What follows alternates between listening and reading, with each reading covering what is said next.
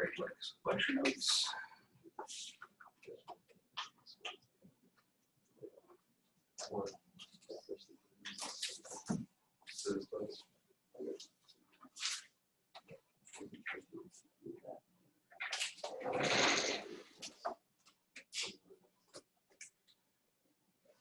Okay, so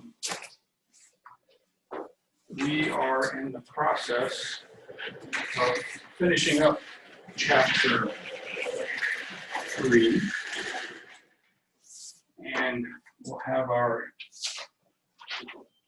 so I think the plan is we'll finish up chapter 3 on Friday, actually.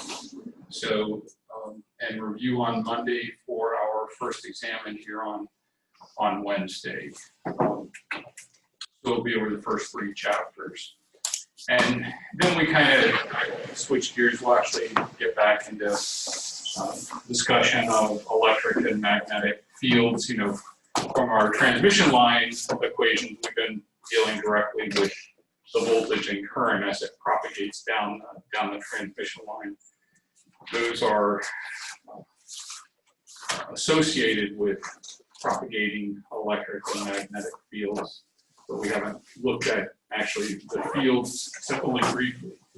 So, but there are a couple of interesting things that you can do with transmission lines.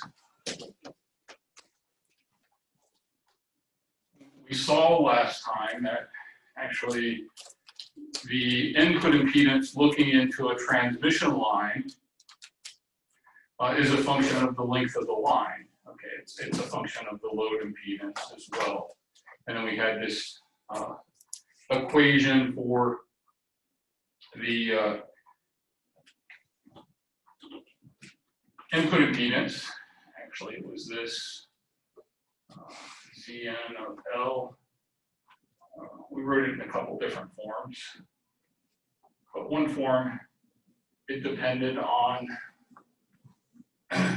the voltage reflection coefficient gamma, the characteristic impedance of the line. Oops, this should be a 2 beta L, 2 beta L, and then 2 beta L. And the phase propagation constant, beta, and then the line length as well, L. So we're going to look, and I think one of the homework problems that was due today actually had you kind of plot the input impedance actually as a function of the line length. And if you'll notice that the input impedance actually traveled in a circle in the complex plane as a function of the length of the line. So we're going to take a look today at a special case where the transmission line is a quarter wavelength long. We also saw, based on this equation, that when the line is terminated in either a short or an open, it looks reactive and can appear to be, depending on the line length again, either a short, but it might be a short might look like an infinite resistance, again, depending on the line length. So some strange things going on. So what we're going to look, at least in this section, for the special case where the line length is exactly λ/4 long, so that there's a corresponding frequency at which this is true. So 2 beta L would be 2, beta is 2 pi over the wavelength times the length of λ/4, and you get pi, which means plugging in 2 beta pi e to the minus j pi, and that's on the unit circle. Pi radians around are 180 degrees, so this is just equal to -1. And Zn of L simplifies to, in this case, 1 minus gamma over 1 plus gamma, because those two terms are both -1. This should be a 2 beta L. I believe that's a positive as well, sorry.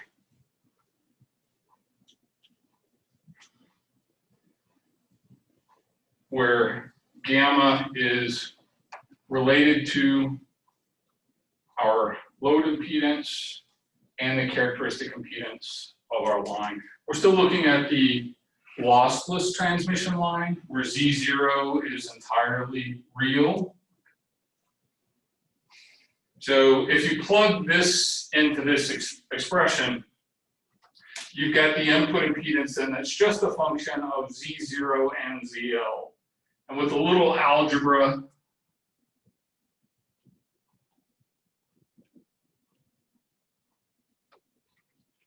the input impedance, oh, here is lambda over 4, for a quarter wave length line, is quite simply Z0 squared over ZL. So we have units of impedance. Z0 squared would be ohms squared, but divide by the load impedance, and you get ohms. But yeah, Z0 is, of course, a function of your transmission line. ZL is depending on your load. But the input impedance here now looks like it's proportional to the reciprocal of the load impedance. So that means that, actually, if you had a capacitor attached to the end with an impedance of 1 over j omega c, the reciprocal of j omega c would be j omega z0 squared c, but that looks like an inductor. J omega looks like an inductor. Similarly, if you hook up an inductor, ZL was j omega L, you get a 1 over j omega dependence. It looks like a capacitor. So this is what's called an impedance inverter. That's another name for the quarter wave transmission line. It can also make a small impedance look like a much larger impedance. If ZL is small, 1 over ZL is going to be large, or vice versa. Okay. So it's kind of a strange thing. We're going to look at these, at least initially, using a quarter wave length transmission line can be used for a particular application called impedance matching. And we'll look at an example problem today of it's got a picture in the book of a particular piece of transmission line and how we can use it for this impedance matching application. So if you recall, way back from circuits 1,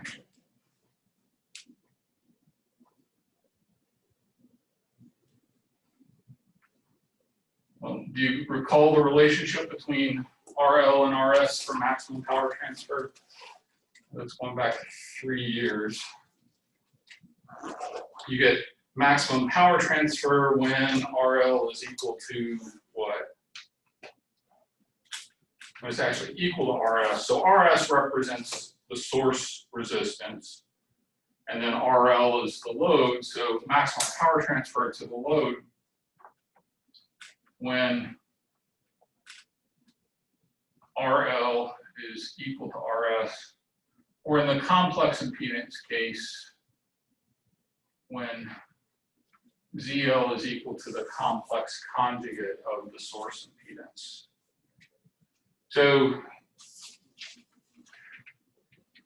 generally, that's what we would like for power transfer, you know, to make this to meet this match condition. But what we can do with a transmission line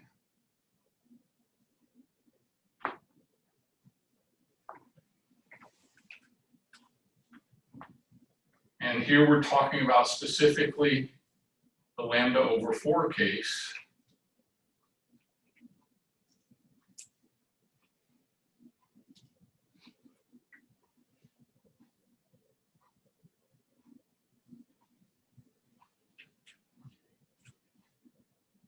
So this has a characteristic impedance of Z0, we want the input impedance to this now, our load in series with our transmission line, we want Zn to be equal to Zs, I'm sorry, to Rs, okay, for that maximum power transfer condition. Okay, that's the condition. If this looks like an Rs resistance, then we get maximum power transfer to our transmission line and then to our load. Okay, so it actually makes that load resistance look like something else. So the key thing here, what we're going to do is actually design a piece of transmission line that has a particular characteristic impedance. And you won't do that with coaxial cable, right? You go out and get coaxial cable, it has a specific impedance, like RG59 has a 75 ohm impedance. But we can do that with strip line, or I'm sorry, microstrip. If you remember, we had the equations back in earlier in this chapter, that if we vary the width of the microstrip, we can change the characteristic impedance. And microstrip is nothing more than traces on a printed circuit board. So it's pretty easy to design microstrip to have whatever characteristic impedance we want. So from this previous equation,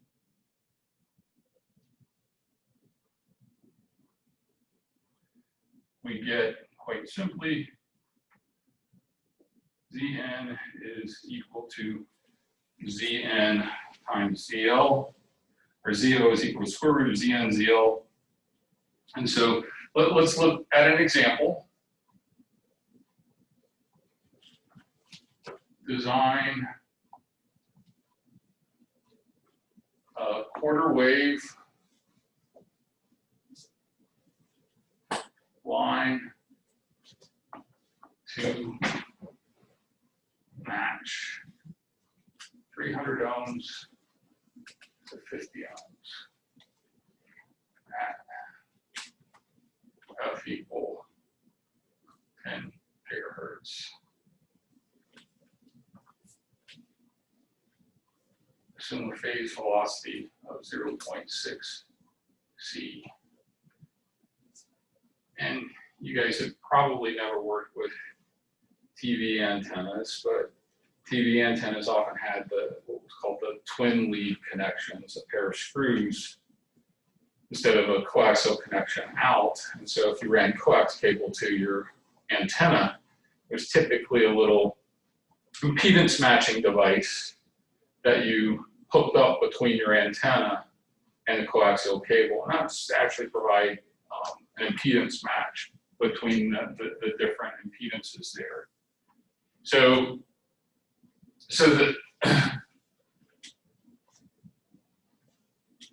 the design problem here is essentially coming up with the Z0 that we need. And determining what a quarter wavelength is at this frequency, how long our transmission line needs to be. So I always start with the phase velocity is equal to lambda f. That's easy for me to remember because velocity is meters per second. Lambda is meters and f is 1/seconds, right? So I always have trouble trying to, for some reason, recall directly the lambda equation. You can get it from a dimensional analysis as well. But this equation, again, is easy for me to memorize. Meters per second is meters times 1/seconds. So I start there, usually almost always. So in this case, that's 0.6 times 3 times 10 to the 8th. And then our frequency is 10 times 10 to the 9th gigahertz. And so you get 0.018 meters, or 1.8 centimeters, or 18 millimeters, but it's going to be a small transmission line. Right?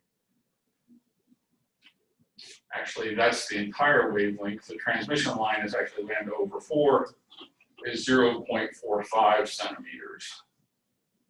This is how long our trace would be in our microstrip connection. I've got a picture here. I'll show you just a bit on how you can actually interface microstrip, lay out your microstrip transmission line. and connect it to the coaxial cable. Z0 then is just, we're trying to match, again, it doesn't often, in the problems, I don't think he typically specifies that this is the source resistance and that this is the load resistance, but that's the impedance matching problem. You're typically trying to match a source resistance to a load resistance. So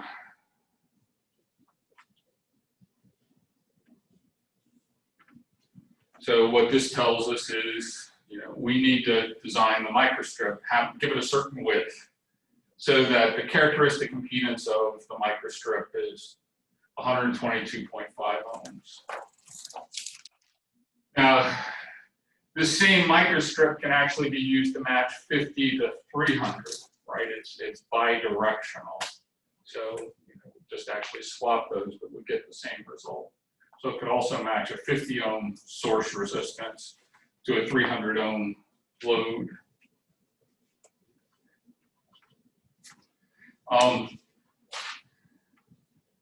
There's another trick you can play where we can match to a complex impedance.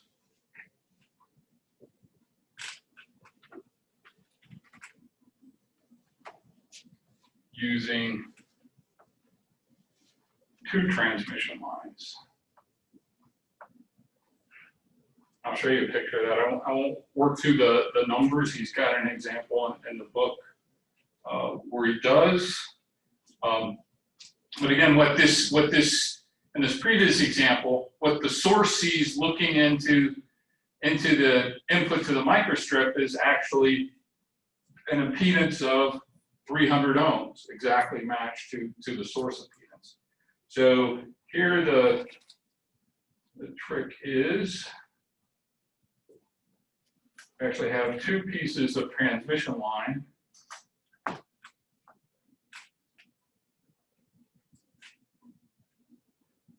We'll call the one next to the load section 1, transmission line 1. So that's ZL. And it has a characteristic of impedance of Z01. Now this might be, a given piece of coaxial cable that has a given Z01. We don't have to actually change it. Z02, the second transmission line, is a quarter wavelength line. And we want the input impedance to that transmission line. We're calling that ZN. Well, in that previous homework problem, we can make a complex load impedance look like a real impedance, a resistance. If you went through that problem, there were 2 points as lambda varied, as the line length varied between 0 and lambda over 2. Where looking into the transmission line, you actually got a real impedance. And so that's this part of the problem. We want to find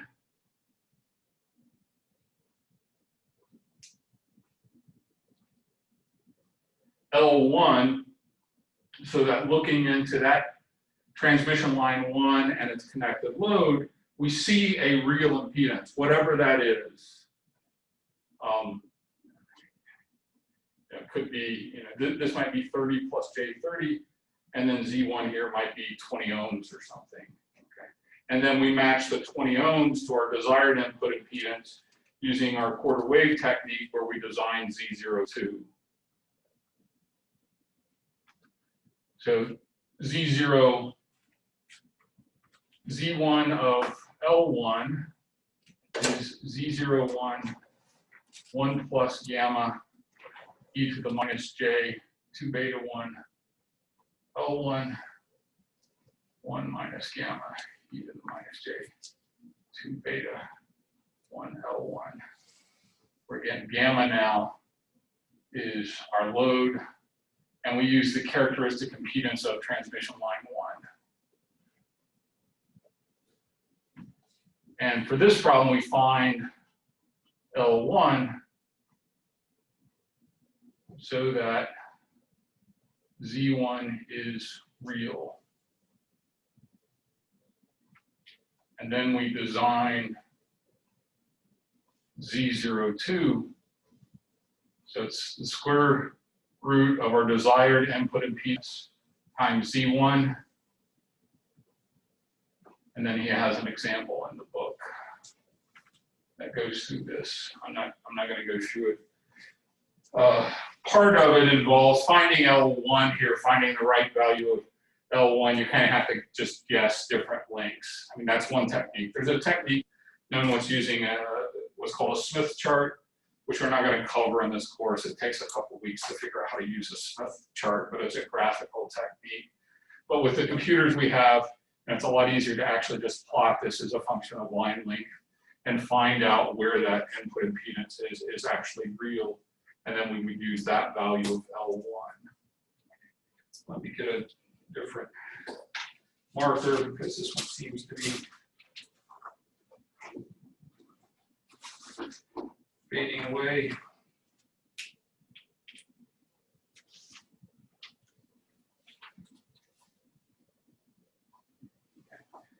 Now, one of the problems with this particular technique using a quarter wave wavelength is, often, like on cell phone devices, a quarter wavelength can be still physically large, several centimeters.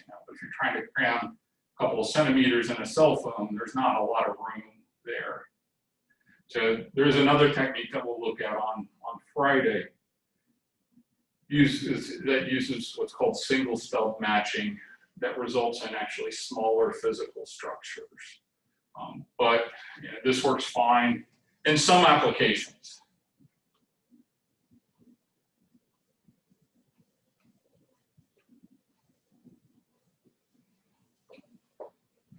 Let's look at power flow on our transmission line. We haven't talked about that yet.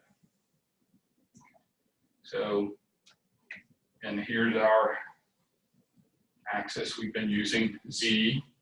So at a particular point along our transmission line, and we've got a voltage, VZ of t, and then a corresponding current, IZ of t. And we know both of these are functions of both time and distance. And we're looking at the sinusoidal excitation case, or where we got a sinusoidal generator. So this is to the load, and then this now is the power at that being delivered to that portion of the transmission line, being delivered to the right, being transmitted to the right, being absorbed by the right, by whatever is to the right. So this would be the power delivered to this transmission line and then ultimately to the load. The instantaneous power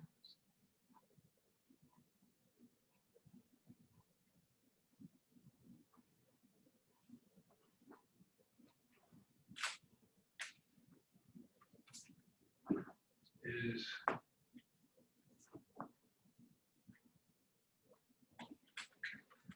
power is always the product of voltage and current. Now, because these are sinusoids, and depending on the phase difference, we're going to be delivering instantaneous power at some instance in time, and then actually absorbing, if there's a reflected component, absorbing power at other times. So what we're generally most interested in, instead of the instantaneous power, is the average power. How much power are we delivering on average to this transmission line and the load? And just like you dealt with back in circuits, calculating average power. So the average power is, we just integrate over a period.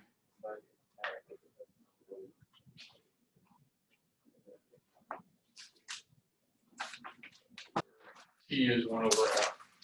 I think he has in the book, it's a slice typographical error. It's got T is 2 pi over F, but that actually be 2 pi over W. So let's use this to find some simpler expressions for average power.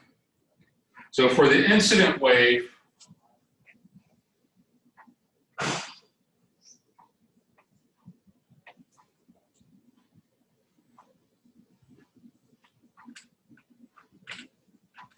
this is our expression for a right traveling, propagating toward the load, voltage waveform. That's a function of time and distance, with an arbitrary amplitude that we call V0 plus and an arbitrary phase. The corresponding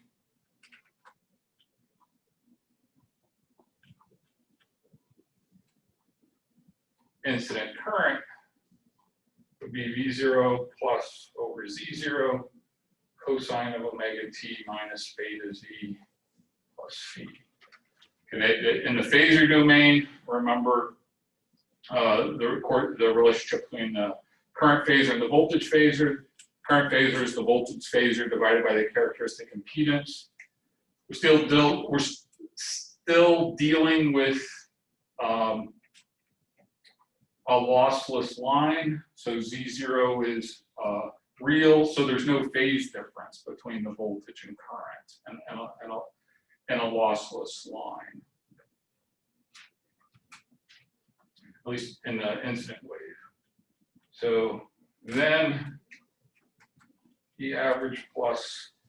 So take the product of these two, you get a cosine squared, integrate that over a period, and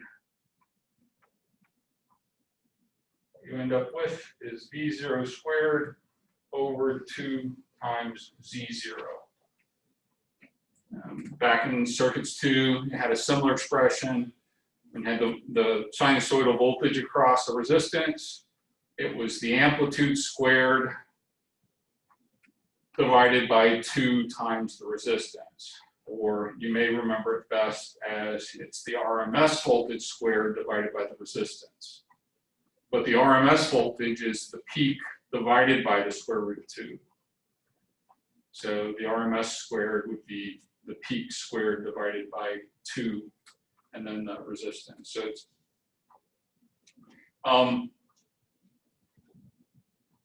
similarly for the reflected load,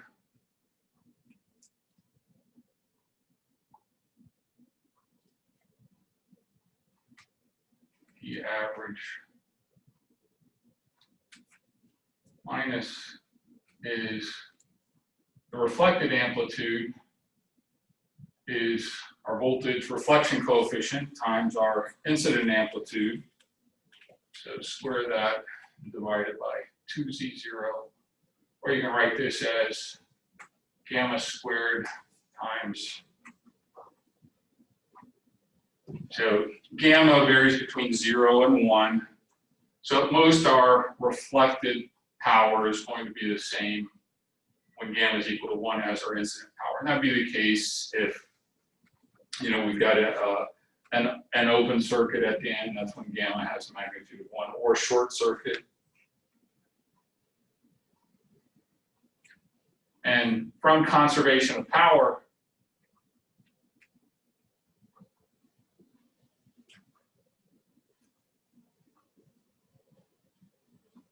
the incident power has to be equal to the reflected power plus the power delivered to the load. Okay. So this is a power balance at the load. Power being delivered or going to the right has to be equal to the power being absorbed by the load plus the reflected power. Or solving for the load power, it's 1 minus gamma squared times P average plus. Let me show show you an example problem that we'll work through here. Because it's nice to actually have a picture of what some of this stuff looks like.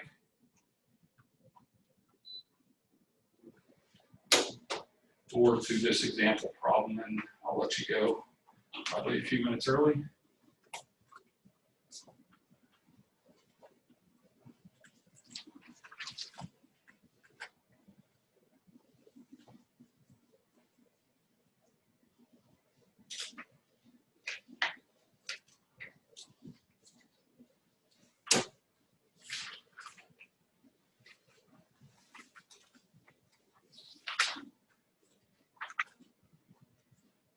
So this is a problem from actually the previous section, 319, on talked about using quarter wavelength microstrip. So here there's some sort of RF generator here. And in this particular case, the application is we want to do some bandpass filtering. And then so this is another piece of coax connected here. And this thing, believe it or not, it looks just like a trace here between the generator and the coax is actually a bandpass filter. And if you look what we have here, we got 6 parallel stubs parallel to our transmission line. And then there are through holes through the printed circuit board. You can see the holes actually here, or what are called vias. And then they're electrically connected to the ground plane that's on the bottom of this board. So each of these little stubs actually ends in a short circuit. So let me try and draw kind of what the picture is here.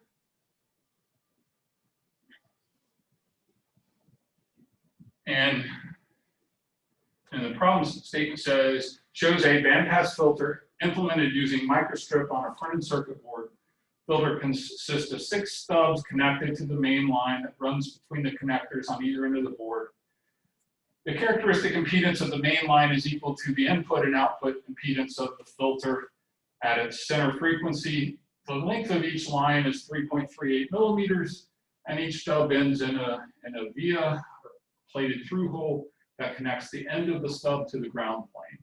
The phase velocity in each stub is 0.6 times the speed of light. Estimate the center frequency of the bandpass filter. So, kind of drawing what we have here, this would represent the connector you see on top, and then this other, I'm using the same symbology that we've used before. Schematic symbol, this looks like coaxial cable, but this represents the top connector, and then the bottom one represents our ground plane here. And really what we have here are, in parallel with our transmission line, at these 3 points,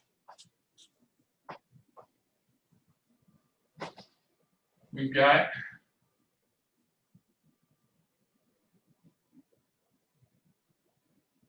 short circuits like that.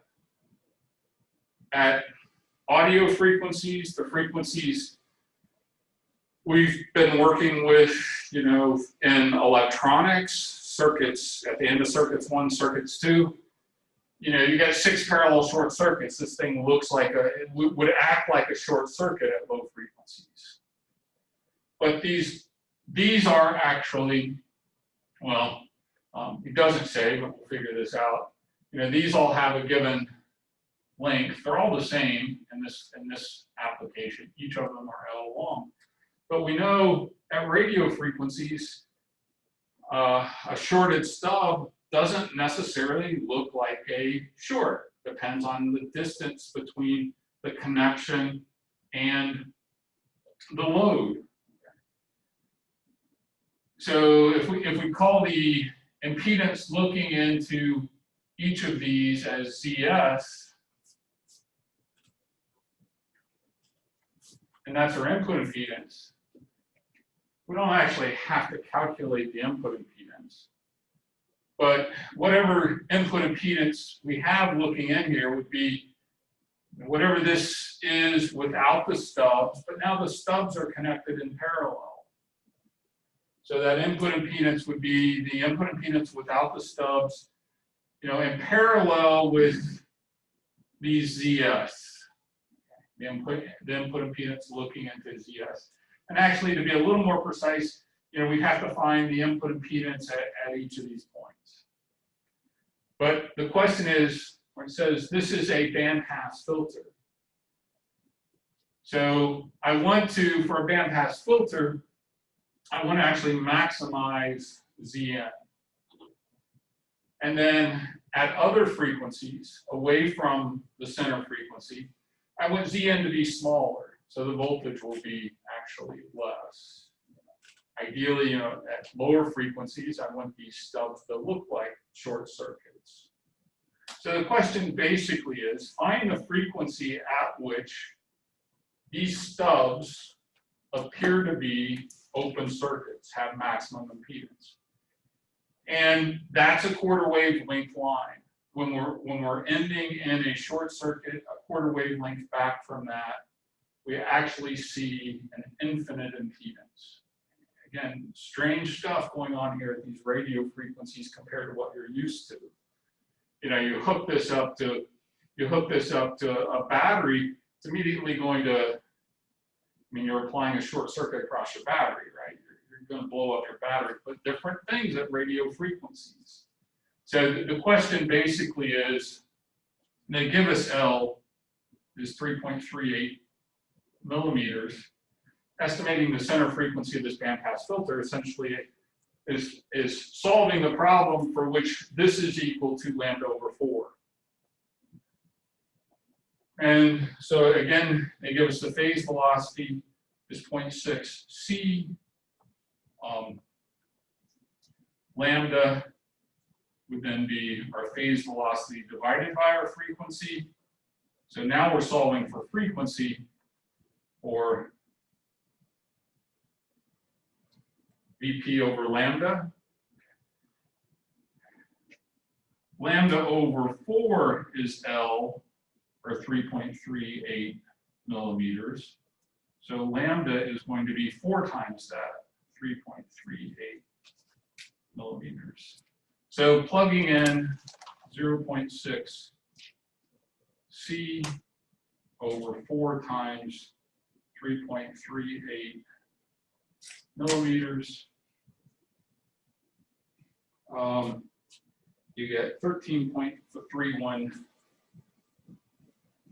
gigahertz. So presumably, this RF generator is producing a signal that's around this 3.31 gigahertz. But we want to filter out other frequencies. This little bandpass filter will do that. We need some more information to actually calculate things like the bandwidth of the bandpass filter. But this is going to certainly filter out frequencies that are much higher than that and frequencies that are much lower. So again, this is kind of what we're doing. We'll see more of this next time. Actually, nothing more than printing out lines on a printed circuit board. This is the microstrip technique to construct these quarter wavelength transmission line segments, or they're useful for stub tuning, which we'll look at next time. And that's it for today.